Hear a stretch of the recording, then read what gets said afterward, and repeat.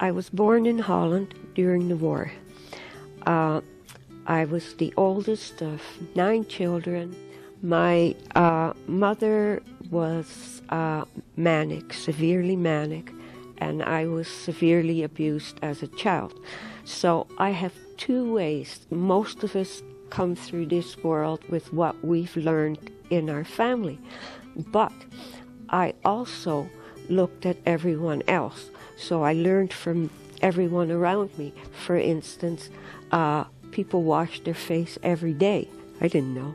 They brushed their teeth every day. I was severely abused.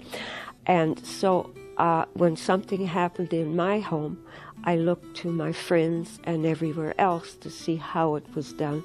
And that's sort of how I kept my equilibrium all those years.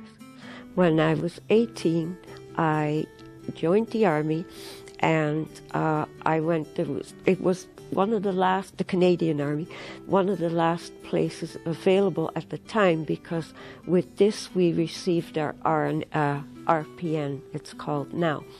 So if there was one place and there were 100 people across Canada applying for that place. So I had many interviews, psychiatric interviews, you name it, and I won.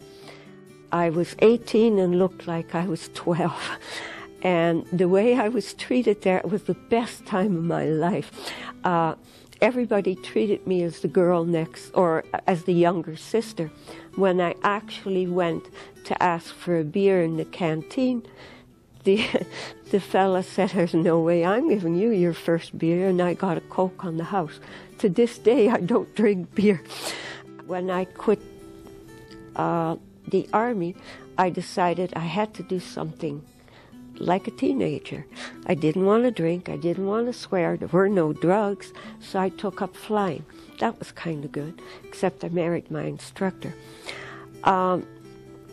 Now, having been abused as a child, unfortunately, I was abused there also.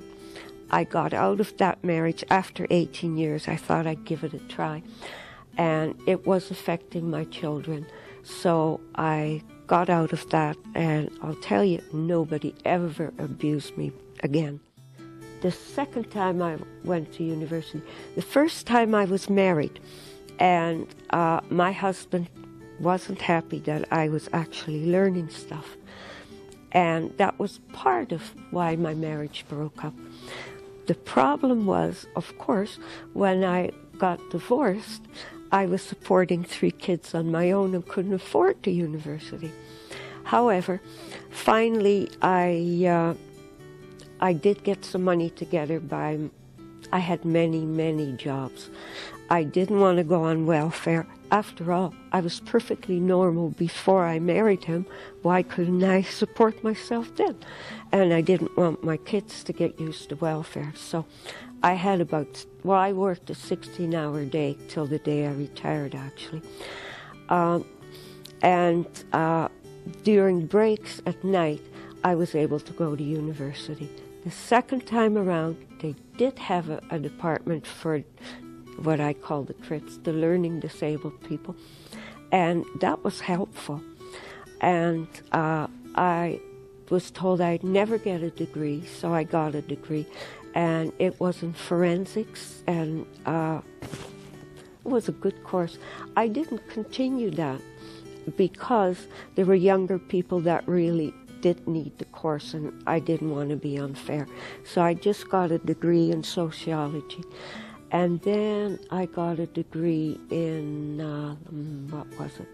Oh yeah, research. I got a specialist in that because, hey, I thought I'd been doing research my whole life. I might as well continue. I did what I did well.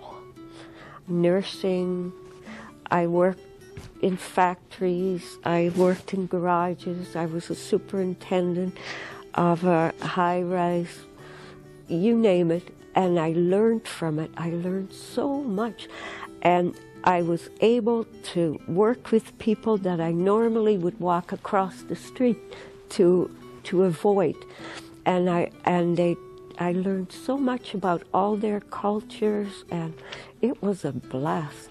So I would think that would be my accomplishment. Okay, how about in your personal life? I survived. Now that I've taken all my courses, and as I say, I'm on my 4th degree, I realized my chances were -10 of surviving. And I survived extremely well. And I've been able to help many other people. And I'm happy.